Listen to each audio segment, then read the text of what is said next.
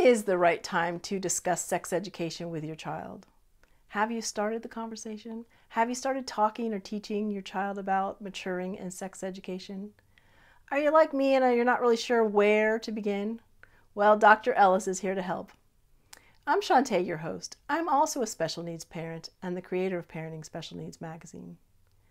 I reached out to Dr. Ellis because he gets us. He's a husband and the father of 3.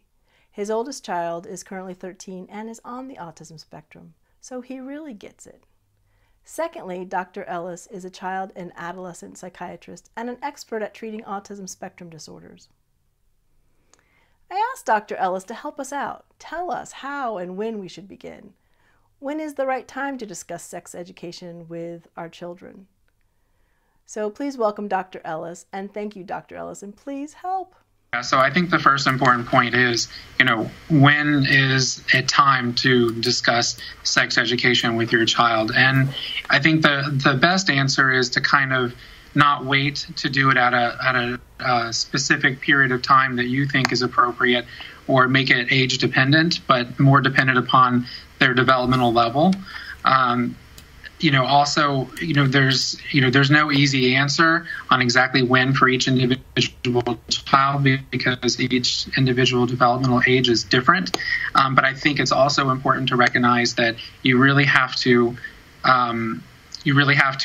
be kind of educating them and seeing where they're at what level they're at in terms of what their understanding already is about their own bodies, and recognizing when they're noticing other people's bodies kind of throughout their life, even at a very young age. And so, again, I think it really much depends upon the child's developmental age. The important thing is just not to wait too long, meaning wait till they're 15 or 16 or 17, because sometimes then it's too late and they've already been quite confused about their own bodies, or what is the appropriate thing to do or say at particular times. Also, you have to meet them where they're at. And so that might mean using dolls, with genitalia, or looking at books. Some of those with autism spectrum or special needs do better coming at it from an intellectual approach, and other ones more of a just a basic small chat, at certain periods of their life. So you just really have to meet them where they're at. My conversation continued with Dr. Ellis, and you can listen to it. I'll provide the link above this video. I asked him more questions about topics we should cover, and I asked him to clarify some common myths that I've heard and we've all heard. I've also asked him to give it to us straight about masturbation and God forbid, what to do if our child falls victim to a sexual assault. And as a bonus and a thank you for listening to this podcast, I've included a great sexual education instructional guide to help you throughout your child's lifespan.